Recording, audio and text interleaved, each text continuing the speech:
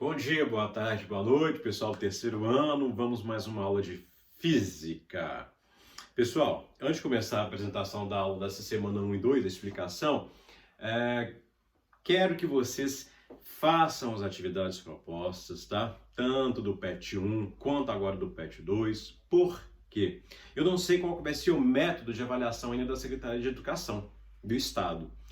Então, para qualquer hora eles chegarem para mim e perguntarem: Peter, o que o pessoal do terceiro ano está fazendo? Eles estão fazendo atividades? Então, João pode estar fazendo e Maria não. Então, João, se eles forem avaliar, vai ter nota. Já Maria, que não fez, não vai ter nota, então não vai ter como avaliar. Aí você pode ficar até retido. Então, tentem fazer as atividades. Se tiverem dúvidas, podem perguntar. Estou lá no Google Classroom.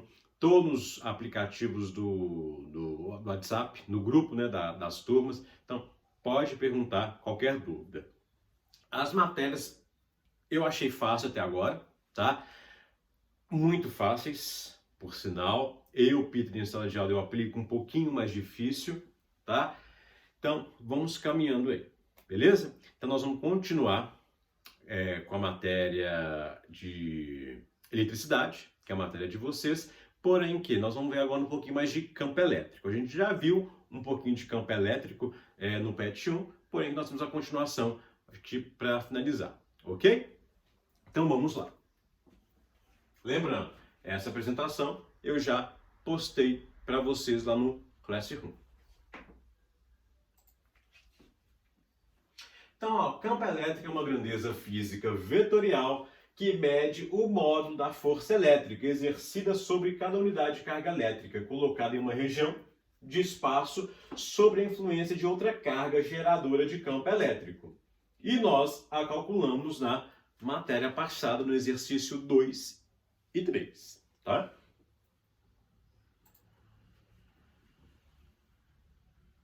Ó, em cada ponto do espaço, ao seu redor, as cargas produzem diferentes modos, direções e sentidos, né, de campo elétrico. Observe a figura abaixo, que ilustra o campo elétrico em alguns pontos em torno de cargas elétricas, tanto positivas quanto negativas. Então aqui eu tenho cargas elétricas positivas e aqui eu tenho uma carga elétrica negativas. E aqui eu tenho alguns módulos aqui, ó,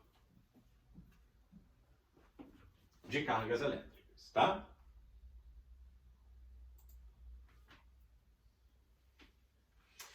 Linhas de força. Para visualizar o campo elétrico, utiliza-se um artifício denominado linhas de forças. As linhas de forças são uma construção geométrica que permite entender a direção e o sentido do campo elétrico. Elas são construídas de forma que o campo elétrico é sempre tangente às linhas. A gente viu na matéria passada que quando eu coloco dois corpos de cargas iguais, vai acontecer o quê? Eles vão se repelir. E quando eu colocar dois corpos de cargas diferentes, eles vão o quê? Se atrair. Aqui eu tenho dois corpos de cargas iguais, que aqui no caso são positivas. Elas vão se repelir. As linhas de força, aqui eles mostram que os corpos estão se repelindo. Porque se eles estivessem atraindo, seria o contrário. Essa setinha aqui, ó, estaria para essa seta, assim como essa estaria para essa, e assim sucessivamente, tá?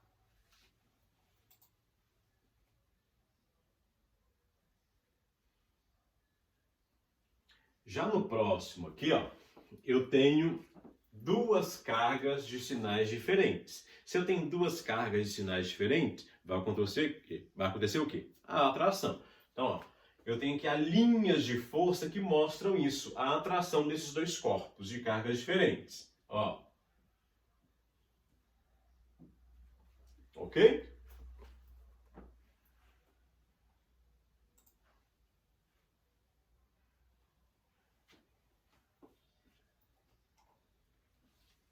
Vamos a um exemplo de cálculo que também já foi da matéria passada. Uma carga de prova de 5 microcoulomb sofre a ação de uma força elétrica de intensidade igual a 20 newtons, horizontal, e da esquerda para a direita, quando colocado no ponto P do espaço.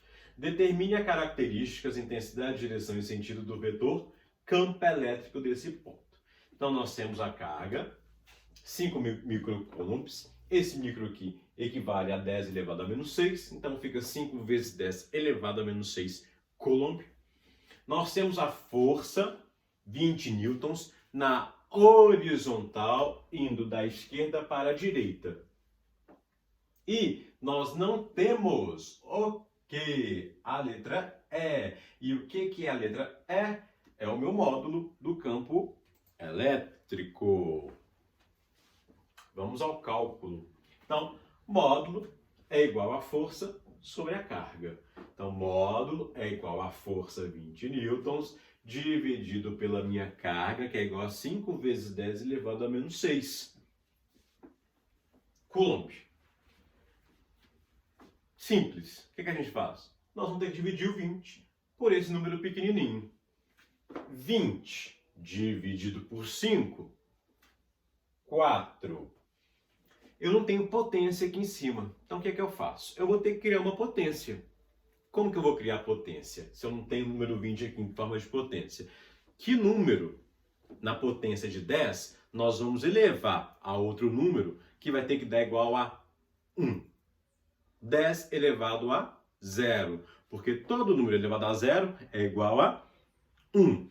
1 vezes 20 vai dar 20. Então, colocaremos aqui 20 vezes 10 elevado a 0. E quando eu tenho uma divisão de potência de mesma base, eu conservo minha base e subtraio meus expoentes. Então, eu vou ter que subtrair o 0 menos 6. Menos vezes menos, mais 0 mais 6, 6. Então, o resultado vai ser 4 vezes 10 elevado a menos 6 newton por coulomb.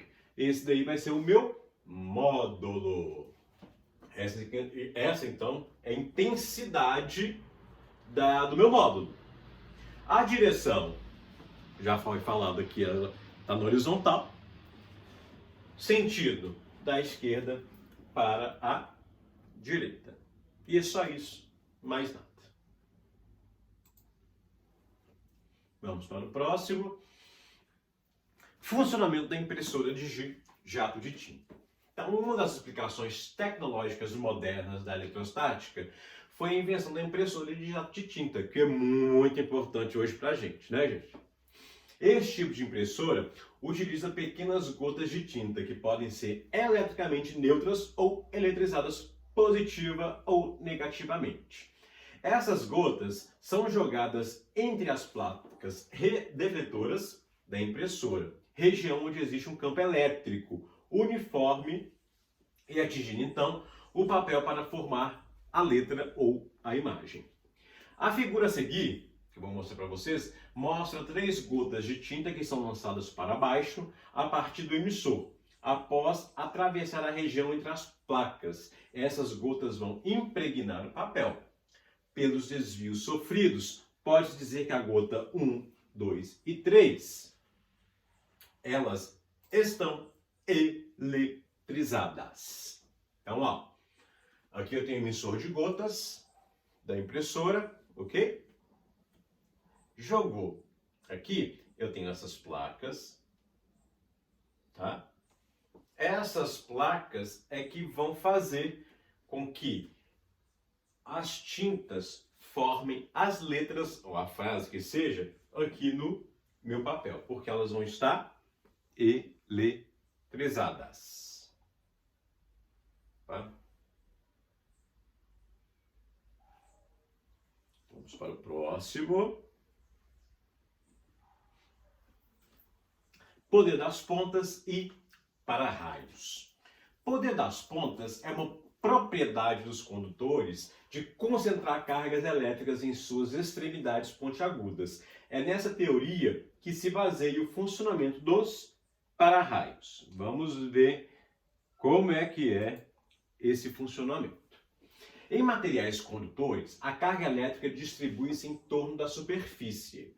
Dessa forma, o campo elétrico é nulo, mas se o condutor possui uma extremidade pontiaguda, as cargas em excesso tendem a acumular nesse ponto local. Esse fenômeno é chamado de poder das pontas. Então, ó, Onde que tiver ponta, um lugar pontiagudo e o material for bom condutor, o que vai acontecer? As cargas, elas vão permanecer aqui, ó, elas vão se agrupar muito mais no objeto pontiagudo, tá?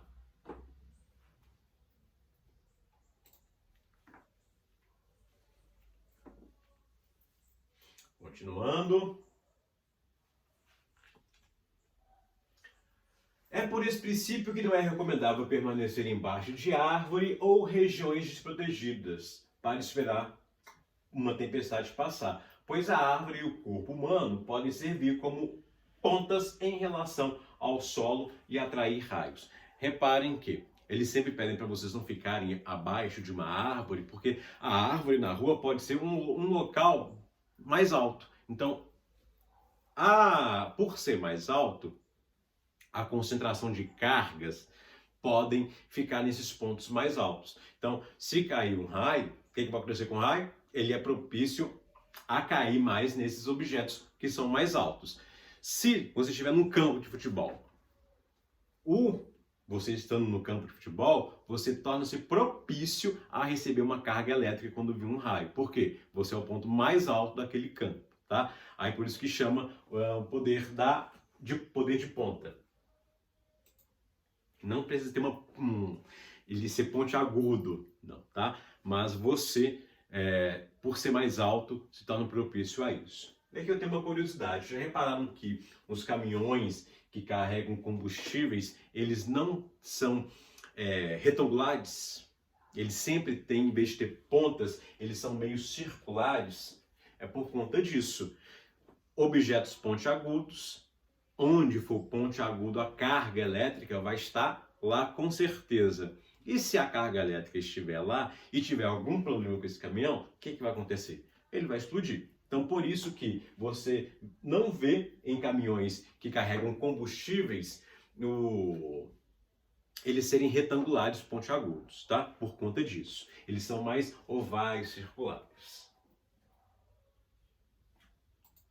A mesma coisa, não sei se alguém já andou de avião na sala, mas se já andou ou se não andou, pesquisem uma foto da janela do avião. A janela do avião, ela não é retangular, ela é oval, tá? Porque não pode ter um material pontiagudo na janela. Por quê?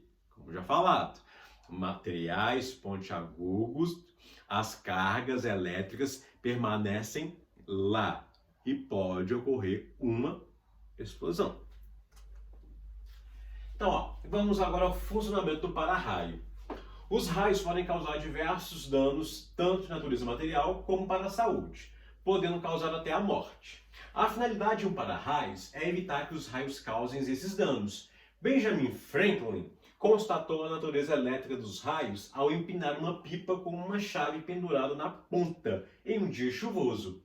Ele observou o surgimento de faísca nas chaves penduradas e passou a estudar como esta forma de eletricidade poderia ser útil. Seus estudos levaram-no à invenção do para-raio. E vamos ver agora como é que funciona o para-raio que são colocados nos edifícios, tá?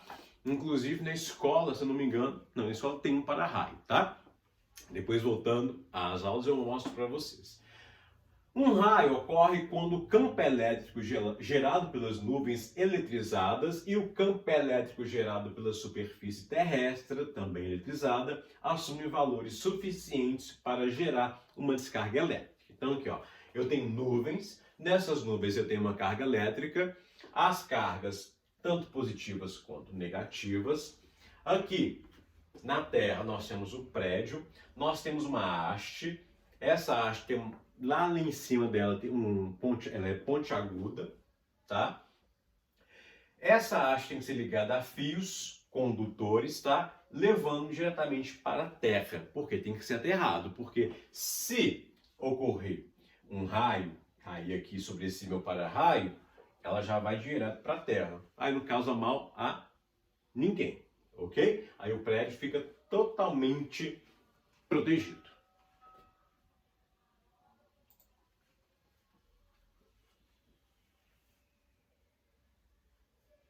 Vamos ao próximo.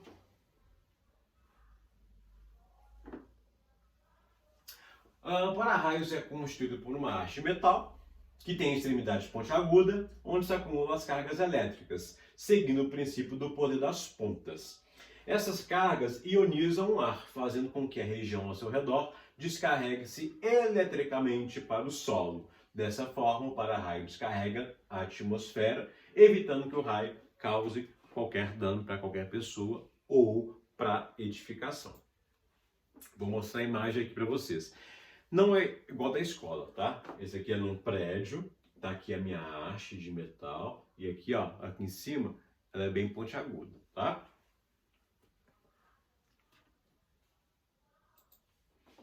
Existe até uma lei em Belo Horizonte, tá? Não sei se Esmeraldas ou Neves tem, mas edificações a partir de 3 andares obrigatoriamente tem que ter para-raios, tá? Isso é uma norma. Vamos à gaiola de Faraday. A gaiola de Faraday surgiu no ano de 1930, a partir de um experimento realizado pelo físico inglês Michael Faraday.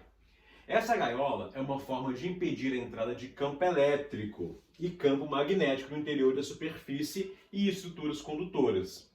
Uma curiosidade é que a unidade de capacitância de Faraday foi batizada com este nome em homenagem a quem descobriu, Michael Faraday. E vamos descobrir o que é essa gaiola de Faraday. Basicamente é como se fosse uma gaiola normal, tá? Porém que o interior, lá dentro, ele é isento do campo elétrico externo. Então, o objeto, a pessoa que estiver aqui, ó, não vai sofrer absolutamente nada. Mas, ao seu redor, nós vamos ter um campo elétrico com cargas elétricas, tá? E, ó, carga positiva com carga negativa. Ao redor, vai estar com várias cargas. Caso você saia da gaiola e pegue, você com certeza vai tomar o quê? Um choque.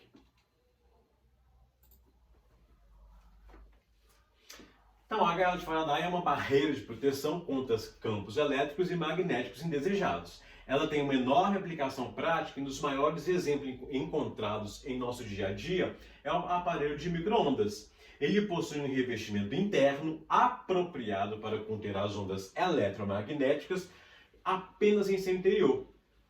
Então, o micro-ondas ele vai aquecer o objeto. A pessoa que está do lado de fora, ela nem vai sentir que lá está quente, tá? Porque ele foi projetado, né, para que ocorresse isso, não passasse calor para as pessoas que estão lá de fora, mesmo porque as micro-ondas são muito potentes, né? Outro exemplo são os carros, que também pode funcionar com uma gaiola de Faraday. Em dias chuvosos, pede-se que você não saia do carro, né, quando tiver incisão de vários raios, descargas elétricas, porque se cair uma descarga elétrica no carro, você não vai tomar choque por conta dos pneus, que são feitos de quê? De borracha e são isolantes. Em edificações, tem como também nós fazermos uma gaiola de Faraday. Porém que nós vamos ter que colocar alumínio, alumínio ou cobre, tá? Fios de alumínio ou cobre por toda a nossa construção. No teto, lá no telhado e em suas laterais, tá? Por quê? Se cair algum raio, o que vai acontecer? Vai cair nos fios. Os fios vão conduzir essa carga elétrica jogando para onde? Para a terra. Acontecendo o quê? O aterramento. Beleza? Gente, a matéria é só essa. Semana 1 e 2. Vou postar as atividades hoje. Espero que todos façam, tá? Qualquer dúvida, estou lá no Classroom e estou também nos grupos de WhatsApp. Abraço a todos e até a próxima.